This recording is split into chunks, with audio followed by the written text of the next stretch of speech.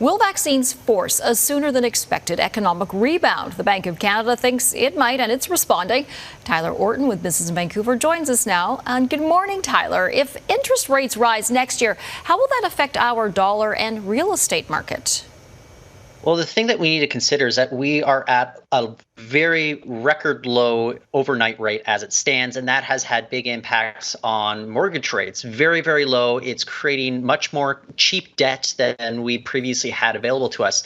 If rates were to go up much sooner than expected, well, we can expect that the real estate market is not going to be quite as active as it has been throughout all this economic uncertainty. So for Vancouver, that may sure that there'd be a bit of a pullback going on right now. As for the loonie, we'd also see that the dollar would actually go up because with regards to these low interest rates, they're trying to encourage a cheaper dollar that would make exports much easier.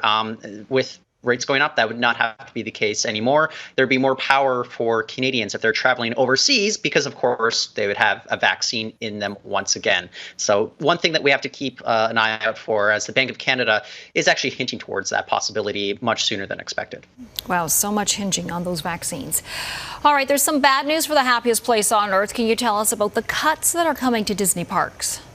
Yeah, unfortunately, it's thousands more than were originally announced back in September. Disney is planning to lay off 32,000 workers at its theme parks by the end of March 2021. That's up from the 28,000 announced just a few months ago. Put it in perspective, the company has more than 200,000 employees worldwide, and about 100,000 of them are working at the parks within the United States. But keep in mind, COVID restrictions in California have suspended visits altogether, and there's a greatly reduced capacity over at Disney World in Florida. So it's a tough go for a lot of these people that have devoted themselves to, as you say, the happiest place on earth. Yeah, just devastating numbers. Well, I hope everyone is going to be okay coming out of that. Thanks so much for your time. That's Tyler Orton with Business in Vancouver. Thank you, Jennifer.